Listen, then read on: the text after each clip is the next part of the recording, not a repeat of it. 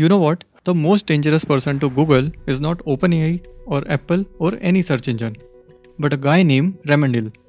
तो ये गूगल के लिए इतने डेंजरस क्यों है? चलिए समझते हैं। तो सबसे पहले गूगल अपना सबसे ज़्यादा रेवेन्यू जनरेट करता है अपने गूगल एड्स प्रोग्राम के थ्रू, उनके यूज़र्स को ऐड दिखाकर। जब भी हम गूगल पर कुछ सर्च करते हैं तो गूगल दो तरह के रिजल्ट शो करता है। पहले तो होते हैं ऑर्गेनिक रिजल्ट, जिन्हें फ्री रिजल्ट भी कहते हैं, और दूसरे होते हैं सजेस्टेड पेजेस, जो कि पेड रिजल्ट के थ्रू आते हैं। अब जो फ्री रिजल्ट होते हैं, ये वो पेजेस होते हैं जो गूगल का एल्गोरिदम खुद चूज़ करते हैं बेस्ड ऑन कीवर्ड्स, मतलब जो आपके क्वेश्चन के सबसे ज़्यादा मैच करे।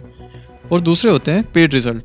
ये वो पेजेस या वेबसाइट्स होती हैं जिनके ऑनर्स ने गूगल को पे किया होता है ताकि उनकी वेबसाइट सर्च रिजल्ट में सबसे ऊपर दिखे।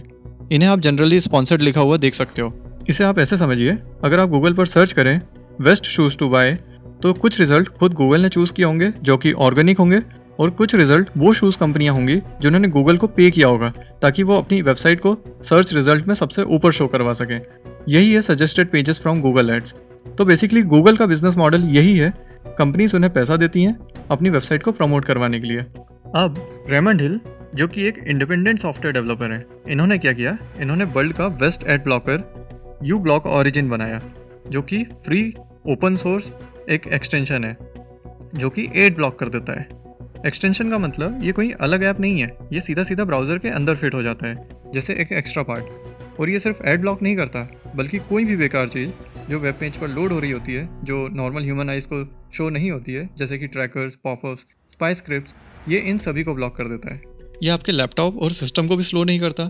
इसको आप ऐसे समझिए, आपके लैपटॉप की एनर्जी एक ग्लास ऑफ वाटर है, जो दूसरे एड ब्लॉकर होते हैं वो खुद ही आधा ग्लास पानी पी जाते हैं, लेकिन यू ब्लॉक ओरिजिन सिर्फ एक घूंट पीता है। मतलब आपका लैपटॉप फास्ट रहता है और बैटरी भी ज़्यादा चलती है।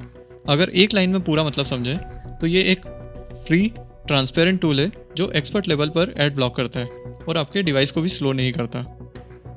अब डायरेक्ट एड ब्लॉक कर देने का मतलब होता है गूगल के रेवेन्यू मॉडल को टारगेट करना। अब ऐसा नहीं है कि गूगल ने इन्हें खरीदने की या एक्वायर करने की कोशिश नहीं की।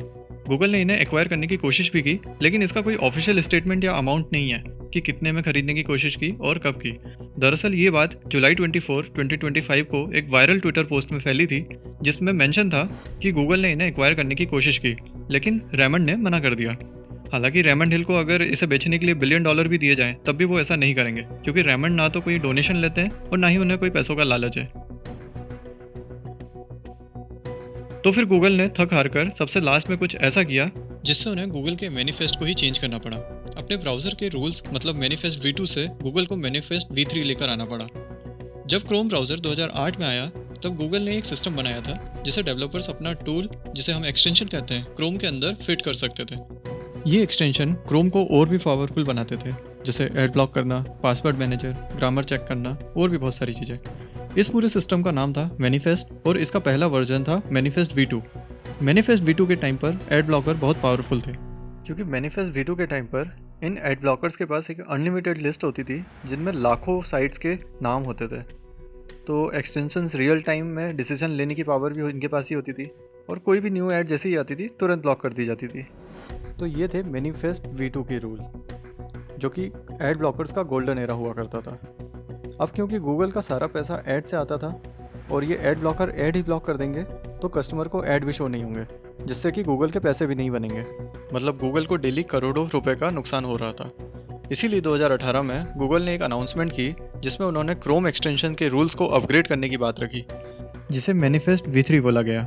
हालांकि गूगल ने यह बताया कि ये सिर्फ सिक्योरिटी, परफॉर्मेंस और प्राइवेसी के लिए है। तो जहाँ पर मैनिफेस्ट V2 में सारी पावर एड ब्लॉकर्स के पास हुआ करती थी, वहीं पर मैनिफेस्ट V3 में सारी पावर गूगल के पास आ गई। मैनिफेस्ट V3 में एड ब्लॉकर्स को एक छोटी लिस्ट पहले से ही गूगल को सबमिट करनी पड़ती है, जिसमें गूगल फैसला करता है कि कौन सी वेबसाइट ब्लॉक होगी और कौन सी वेबसाइट अलाउ होगी। मैनिफेस्ट V2 में यू ब्लॉक ओरिजिन और बाकी के एड ब्लॉकर्स वो लिस्ट खुद अपडेट करते थे। कभी भी न्यू ऐड आई और लिस्ट अपडेट हो जाती थी। लेकिन मैनिफेस्ट V3 में फिल्टर लिस्ट अपडेट करने के लिए गूगल की परमिशन चाहिए होती है। मतलब गूगल चाहेगा तो अपडेट होगी, गूगल नहीं चाहेगा तो नहीं होगी। जैसे ही मैनिफेस्ट V2 से मैनिफेस्ट V3 की अनाउंसमेंट गूगल करता है, तभी रेमंड का विजन साफ था। वो अपना टूल कभी भी कॉम्प्रोमाइज़ नहीं करते, चाहे गूगल कितना भी उन्हें फोर्स करे। गूगल की तरफ से क्रोम एक्सटेंशंस के रूल्स चेंज हो जाने के बाद रेमंड ने अपने टूल को क्रोम से हटाकर फायरफॉक्स पर शिफ्ट किया और वहीं पर यू ब्लॉक ओरिजिन चलाते रहे।